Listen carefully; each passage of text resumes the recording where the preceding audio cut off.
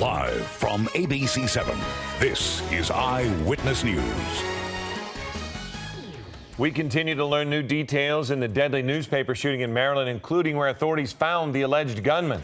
If you're hitting the road or catching a flight ahead of the 4th of July, you are going to have a lot of company. A record number of travelers expected this weekend. We're live at LAX. And speaking of the holiday, are we going to get to enjoy a warm summer weekend? All the details in our AccuWeather forecast. Good morning, I'm Philip Palmer. And I'm Leslie Sykes, and we're all excited for the holiday weekend. And the weather's going to be great, Les. I know, it's like a Wednesday, though, so this is a I know, it's weird. It's weird, but we'll take it. Some people will have it off, and so they can celebrate for us. I'll have it off, too. I'm looking outside. You guys are so sad. That's not funny. Evil laugh. Looking outside in Irvine. Hey, good morning. We have some clouds out there. 65 degrees in Irvine. And we are going to show you that we do. Oh, we have a camera. Ooh, let me go back really quick. Over into downtown, 76 degrees out there in Orange County. And if you are traveling over into the valleys and the Inland Empire, we're going to be into the 80s as well. So as we continue on today, we're noticing temperatures will be also into the 60s. So everything is cooling off today, even for the low desert, 102, 90 degrees out there in the high desert, and 76 degrees out in the mountains. So we are going to see a really nice forecast for you. I'll show you that 4th of July forecast because it is looking really nice. Scott Reif is in our 7 HD this morning. Hey, Scott. Hey, Leslie, good morning, everyone. Yeah, you know, you're hoping Friday light right before the holiday, but boy, look out. Take a look at the Santa Monica Freeway here in the Mid-City area.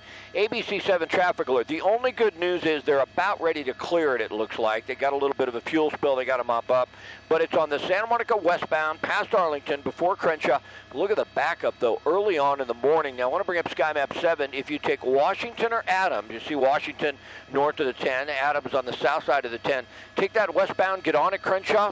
You'll avoid a lot of those delays, and that could save you a lot of time. We want to go to a map. If you travel the 605 freeway northbound, usually wide open up into Whittier. Beverly Boulevard, we have a stall in lanes. They're trying to get it out of there. A bit slow on the northbound side, where it's usually wide open. Not too bad, though, overall for the 605 southbound looks good.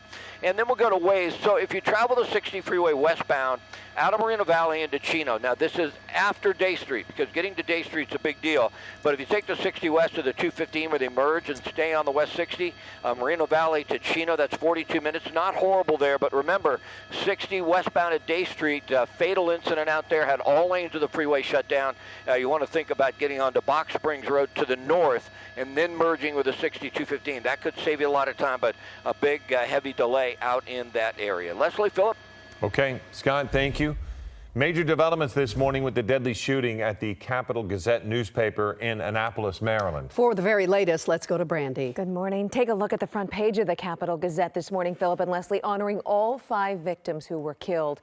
The journalists there determined to put out that newspaper at the same time that the shooting suspect, 38-year-old Jared Ramos, is charged with 5 counts of first-degree murder now.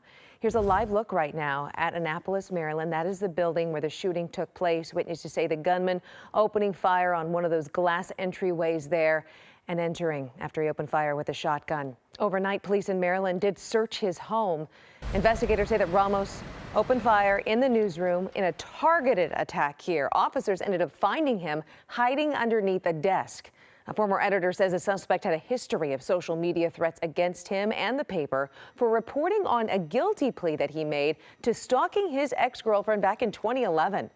The shooting was covered in real time by the journalists inside, who also just tried hiding as those shots were being fired.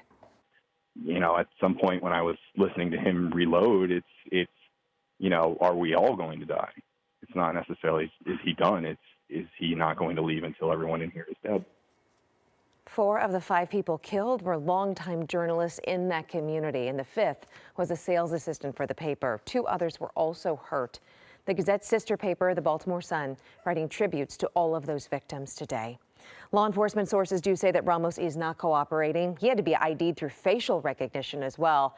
He lost a defamation lawsuit against that paper, and the Capital Gazette did report his alleged threats to police years ago. His first hearing already scheduled for 7:30 our time this morning, Philip. Okay. Thanks, Brandy. New this morning, mop-up continues in Koreatown right now after a fire at a commercial building. A karaoke club and chicken restaurant were damaged, and this is a live look at the scene. The fire started just before 2 a.m. on West 6th Street. You can see, once we get to the video, you'll see the fire in the back of the building. There it is, and the firefighters working so desperately to try to contain this fire. They did that in about an hour. No injuries reported. No word this morning on how it started. The 4th of July is this upcoming Wednesday, and that means a lot of people are heading out of town this weekend. A record number of people are expected to fly and drive to their vacation spots. Eyewitness News reporter John Gregory is live at LAX with the details. John. And Philip, already this morning looks pretty busy out here. A lot of traffic as folks trying to get to their flights. This is expected to be one of the busiest days of the year for LAX officials, for the summer, I should say.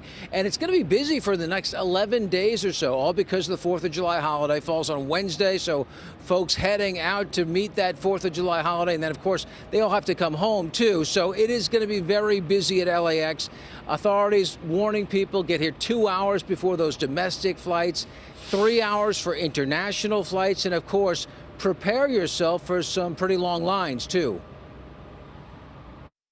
It's going to be the 6th busiest day of the summer, and it's going to be about 275,000 people coming through our airport terminal today. To put that in context, that's the Coliseum filled out 3 times.